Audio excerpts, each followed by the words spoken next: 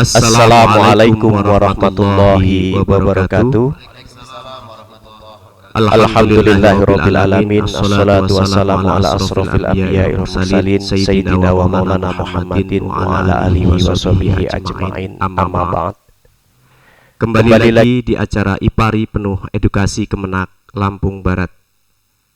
Pada kesempatan ini saya Toto Sugiarto, saya tidak sendiri, ditemani oleh para narasumber yang cukup dikenal di Kabupaten Lampung Barat, terutama di Kecamatan Sekincau. Beliau ini adalah penyuluh agama Islam. Pak Wawan Kurniawan, ya. Sehat Pak? Alhamdulillah. Alhamdulillah. Pak R. Suyanto, sehat Pak? Alhamdulillah. Pak Nurgianto? Alhamdulillah sehat. Alhamdulillah kita semua diberikan kesehatan oleh Allah Subhanahu wa taala sehingga bisa hadir di ruangan podcast pada siang hari ini. Beliau ini adalah penyuluh agama Islam di Kecamatan Sekincau. Karena narasumber kita adalah seorang penyuluh agama Islam, maka materi hari ini seputar pernikahan. Tema yang kita usung pada siang ini adalah tentang pernikahan dini. Sebelumnya saya informasikan bahwa masih banyak kejadian pernikahan di usia dini di masyarakat kita saat ini. Pak Wawan, apa sih yang sebenarnya yang disebut dengan pernikahan dini itu?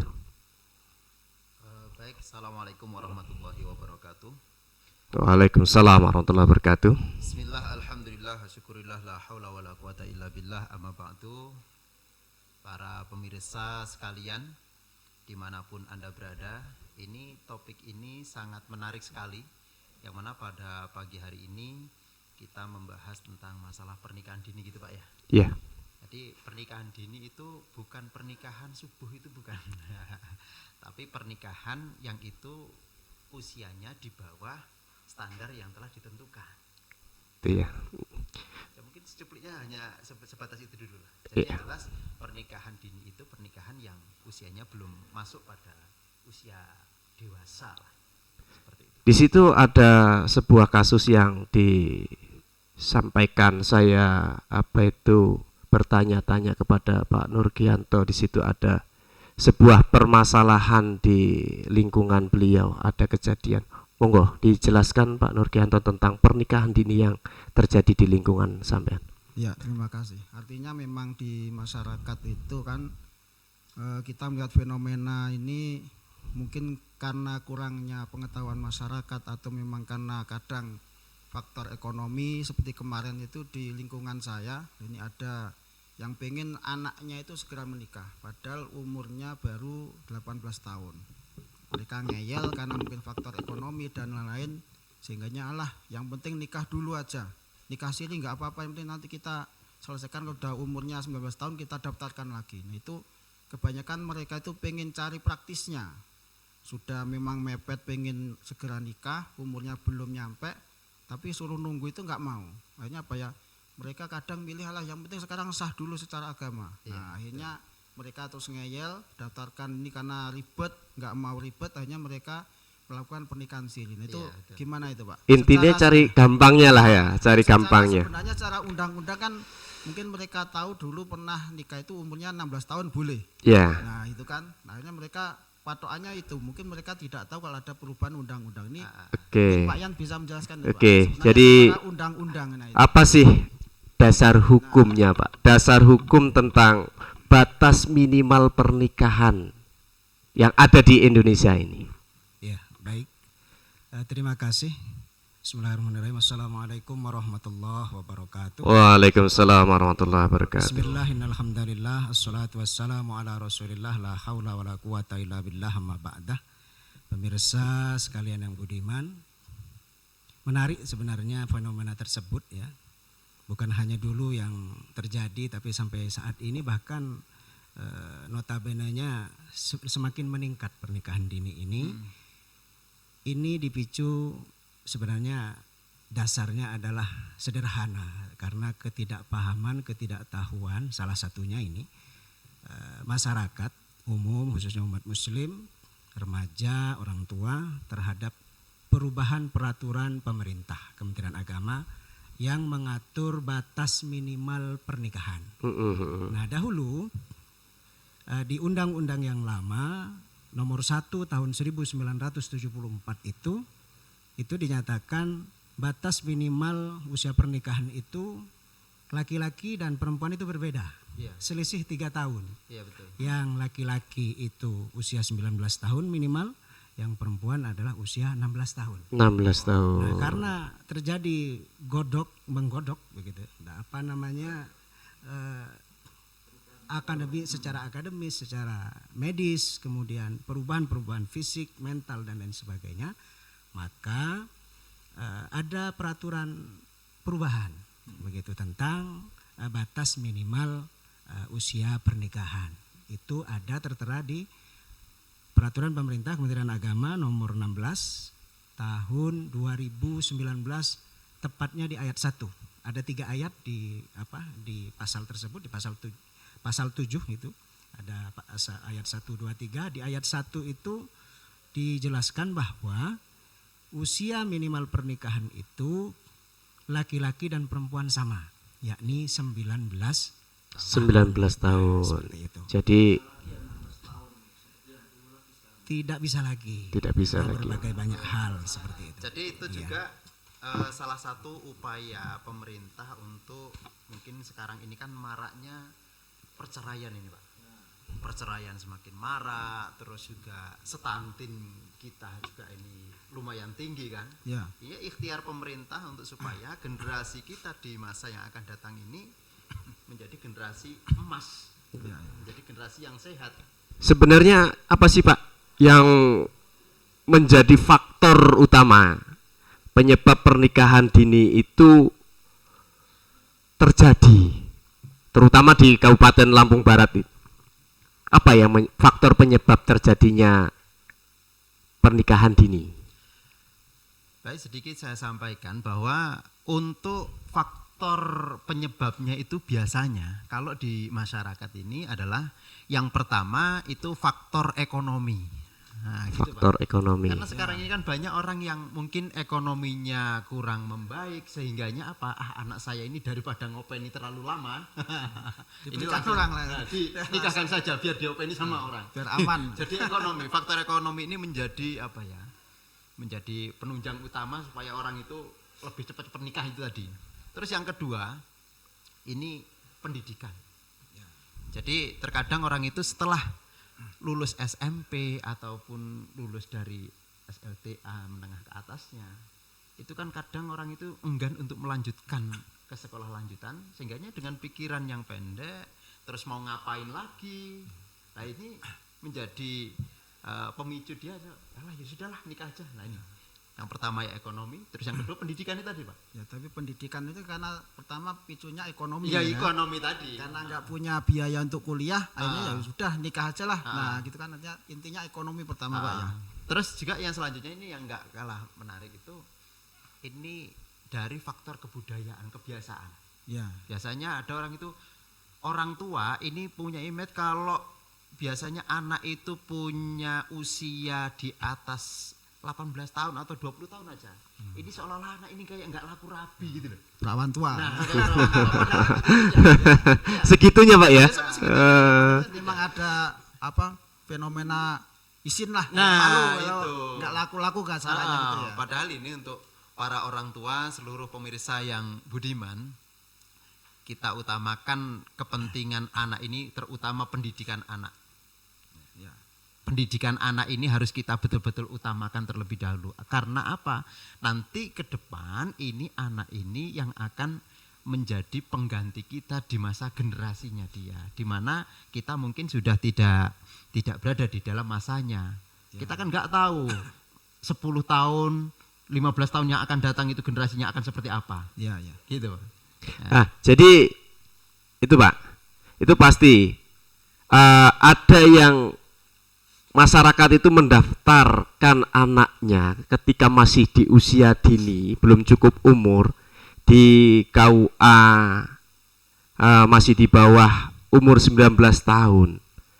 itu sendiri prosedurnya seperti apa sih Pak? Kalau itu emang terjadi, Ya. masyarakat itu mendaftarkan nikah anaknya yang masih di bawah umur 19 tahun. Apa memang misalnya ini kan kepepet memang benar ekonominya elit ya. Minim. Elit ini agak sulit gitu kan. Ekonomi sulit gitu kan. Bukan elit-elit yang Ya, ini kan ya. artinya ketika kita ada masyarakat memang benar-benar terdesak. Ya. Terus ada yang mau ngopeni anaknya mau nikah misalnya. Udah lah ini Pak ini minta tolong benar misalnya. Ini umur anak saya masih 18 tahun. Iya. Terus benar-benar mau nikah, mereka nggak mau nikah siri nih. Umurnya 18 tahun tapi mau nikah resmi. Iya. Ini ada solusinya nggak ini Pak? Yang mungkin bisa secara undang-undangnya gimana Pak itu Pak? Secara prosesnya, kalau memang itu harus seperti itu Pak, itu terpaksa, jadi silahkan membawa berkas, melengkapi berkas seperti biasa, seperti pendaftaran pernikahan seperti biasanya. Kemudian datang ke kantor urusan agama setempat dan nanti akan dilihat, akan dikoreksi di sana, terutama tentang usia oleh bagian administrasi di KUA setempat tersebut, dan nanti ketika kurang maka akan dikeluarkan oleh KUA itu surat penolakan. Dan itu ya karena belum memenuhi syarat usia, dan maka surat penolakan serta berkas itu nanti KUA akan mengarahkannya ke pengadilan agama. Sebenarnya simpel, hanya masyarakat kita ini kan terbiasa dengan hal-hal yang kalau bisa yang cepat rumit gitu ya. Tidak mau rumit, mau jalan pintas dan lain sebagainya. Simpel sebenarnya. Tinggal surat penolakan dari KUA, kemudian berkas-berkas tadi yang dibawa, itu dibawa ke pengadilan agama. Nanti pengadilan lah yang akan memutuskan. Yang akan memutuskan kabupaten setempat. Nah di sana nanti akan diproses, akan ada tanya jawab dan lain sebagainya. Dan itu dijelaskan di peraturan pemerintah Kementerian Agama yang tadi, yang nomor 16, pasal 7 nomor 16 itu, tahun 2019 itu di ayat yang kedua. Dan di ayat yang ketiga. Nanti di ayat yang kedua itu bunyinya bahwa nanti KUA mengarahkan ke pengadilan agama dengan berkas-berkas yang memang sudah disiapkan. Kemudian di ayat yang ketiga itu pengadilan agama akan mendengarkan secara seksama apa alasan yang sangat mendesak. Ketika alasan itu benar-benar tidak bisa dihindari, urgent, nah maka pengadilan agama akan mengeluarkan surat dispensasi. Surat pembolehan begitu ya. Boleh gitu. Tidak semua terus kita berarti enak kita langsung ke pengadilan nanti diluluskan itu enggak? Tidak semua. Nanti ada tidak. Nanti diverifikasi dan lain sebagainya karena orang tua yang bersangkutan juga itu harus hadir, terutama yang kurang usianya. Kalau laki-laki dan perempuan itu dua-duanya kurang usianya, di bawah usia, maka orang tua dari kedua belah pihak juga harus hadir. Nah, seperti itu. Berarti kalau ini belum usia 19 nanti kita ke pengadilan nanti beres itu berarti Tidak seperti itu. Oke. Iya. Jadi sekarang gini Pak, kalau kita lihat di beberapa instansi itu ada hashtag stop pernikahan dini, stop pernikahan dini. Seberapa bahayanya sih pernikahan dini itu? Ya, pernikahan dini itu bukan membahayakan yang ini ya, tapi lebih kepada kita ini pencegahan untuk adanya perceraian tadi. Terus yang kedua adalah stunting. Kenapa kok ini menjadi penting dan digembor-gemborkan oleh pemerintah yang dalam hal ini kita selaku penyuluh juga ikut mensosialisasikan, bukan berarti tidak sah, akan tetapi pernikahan juga itu kan harus dilihat dampak positifnya, maslahatnya, kan seperti itu. Nah terus kalau kita lihat seberapa bahaya sih kalau kita melakukan pernikahan dini, ya kalau usia saja belum matang, egonya masih sama-sama tinggi, ya. Terus juga mungkin pemahaman kita di dalam bab pernikahan, kadang kita ini merasa lebih layak menjadi seorang pemimpin sehingganya kepada yang dipimpin tadi kita lebih gara-gara bucin tadi itu tadi. Nah ini nantinya ke depan kita ini pernikahan ini kan bukan hanya 1, 2, 3 bulan ke depan, tapi harapannya kita ini bisa bersama-sama terus. Nah kalau yang satu dengan yang lainnya ini tidak bisa sama-sama meredam egonya, Pak. Ini bagaimana nanti anak-anak kita ini akan mengatasi satu permasalahan yang itu nantinya timbul hal-hal yang tidak diinginkan. Sama-sama marahnya, akhirnya ya sudah. Kalau saya mendapatkan kamu yang 10 biji seperti kamu itu kan, nah nanti kalimat itu enggak menutup kemungkinan akan keluar itu. Iya, iya. Nah itu, jadi seperti itu. Terus dilihat dari kesehatan juga, ini beberapa kali saya mendampingi dari puskesmas ya untuk melakukan bimbingan perkawinan, bahwa rahim yang siap dibuahi itu kan ya memang rahim yang memang usianya sudah sangat-sangat bagus. Jadi kalau memang usianya usia dini, itu mungkin rahim belum siap untuk dibuahi, sehingganya ketika itu kok dipaksakan untuk dibuahi, ini menjadi hal-hal yang kurang bagus untuk anak. Nah, nanti kalau di dalam masyarakat juga timbul pertanyaan nih Pak, lah lambiyen ae lho, dulu itu kita menikah saja kan nggak harus pakai usia-usia, yang penting absah kan gitu. Usia kecil, mau ini anaknya toh sampai sekarang kalau kita lihat mbah-mbah kita dulu kan itu ada yang 12 kan gitu. Iya, zaman dahulu mungkin untuk bahan makanannya pun itu kan belum tercampur yang macam-macam. Beda zaman. Iya, beda zaman. Sekarang kita Gen Z ini. Maka mungkin dari faktor makanan inilah yang mengakibatkan kita ini saat ini tidak bisa mencontoh seperti perilaku orang terdahulu. Itu dari dampak itu Pak ya. Kalau dari dampak misalnya ini dari segi arsip kependudukan, misalnya kita sudah kadung nikah siri ya misalnya. Terus kita punya anak sementara kita belum tercatat nikahnya secara itu, dampaknya efeknya itu gimana itu Pak? Itu kan yang lain lagi efek yang dampaknya administrasi pendudukannya itu gimana itu? Yang pertama, ketika kita ini nikahnya nikah siri tidak tercatat di Kementerian KUA lah, Kementerian Agama dalam hal ini KUA. Apa bisa dapat KK misalnya itu gimana itu Pak? Itu enggak bisa dapat KK ya? karena landasan Disduk itu untuk mengubah status orang itu menjadi keluarga itu ya dari buku nikah. Kalau belum punya buku nikah nggak bisa buat KK Pak ya? Bisa. Itu yang pertama. Terus yang kedua, kalau orang yang melakukan pernikahan siri itu terjadi sesuatu hal, entah itu KDRT mungkin atau hal yang lain yang itu nanti berbaunya ke hukum, ranah hukum, maka ini dia tidak bisa mendapatkan fasilitas hukum. Karena apa yang menjadi landasan dia untuk mengadukan dan mendaftarkan itu? Punya dalil kuat lah ya. Tidak punya dalil kuat. Dokumennya nggak ada kan, buku nikah nggak punya. Iya. Dan lagi mohon maaf, yang sangat-sangat dirugikan dalam hal ini ketika kita melakukan pernikahan siri itu ya kaum wanita. Ya. Bayangkan kalau seorang laki-laki di sini mengaku dia bujang, karena di KTP kan nggak mungkin dirubah tuh dengan nikah siri. Nanti di desa yang lain atau di kampung lagi, nikah lagi. Oke, terima kasih Bapak. Nah, terus ini Bapak ini kan sebagai penyuluh agama di Kecamatan Sekincau. Jadi upaya apa sih yang Bapak lakukan sebagai penyuluh agama untuk menekan turunnya pernikahan dini? Ya, yang saya lakukan salah satunya ya, yang pasti semua penyuluh agama di Indonesia ini melakukannya semua, karena memang Menteri Agama, kementerian secara lembaga umumnya ini memberi motivasi atau menghimbau kepada seluruh penyuluh agama untuk menjadi garda terdepan untuk memberi pemahaman terhadap masyarakat bagaimana aturan-aturan yang sudah diatur oleh Kementerian Agama.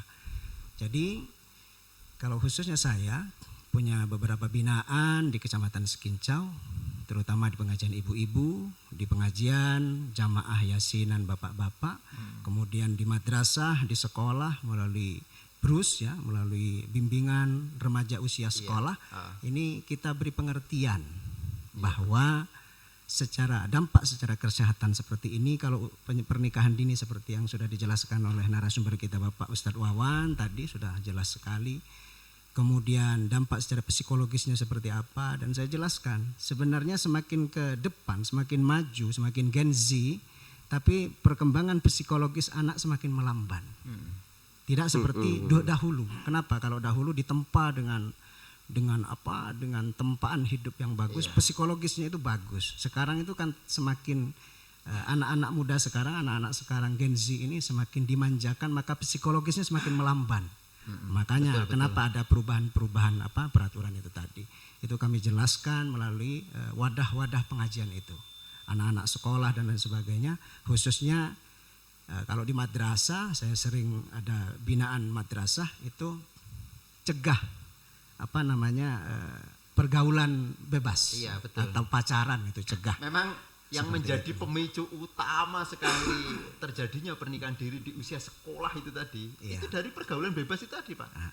Kita mungkin selaku orang tua kurang kontrol sehingganya anak itu dibonceng ke sana ke sini, orang tua malah semakin enjoy. Masalah semakin enjoy. Ketika terjadi, ini. Iya.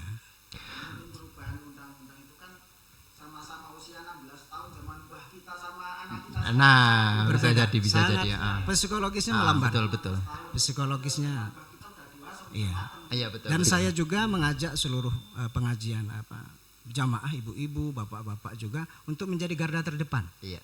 Terutama di keluarganya, anaknya mungkin yang belum menikah, cucunya yang belum menikah, coba sebisa mungkin, semampu mungkin untuk memberikan pengertian itu. Dan saya sampaikan juga bahwa sekarang jangan ada pembedaan pernikahan. Kalau dulu nikah secara negara dan nikah secara agama atau siri bawah tangan. Sekarang saya katakan dengan mereka secara tegas, sekarang tidak ada pernikahan itu. Dua-dua itu tidak ada. Sekarang semuanya pernikahan satu, nikah resmi. Oke, terima kasih Pak. Ini dengan keterbatasan waktu kita untuk closing, untuk penutup, untuk saran dari bapak-bapak penyuluh ini untuk para orang tua dan anak-anak remaja agar pernikahan dini itu tidak terjadi. Monggo sarannya untuk disampaikan.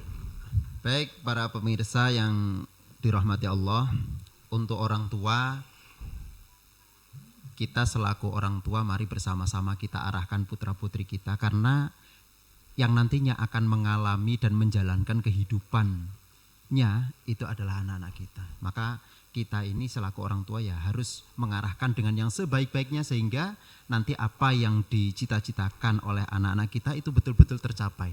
Dan untuk anak, kenapa kita ini selalu menggemborkan untuk tidak melakukan pernikahan dini?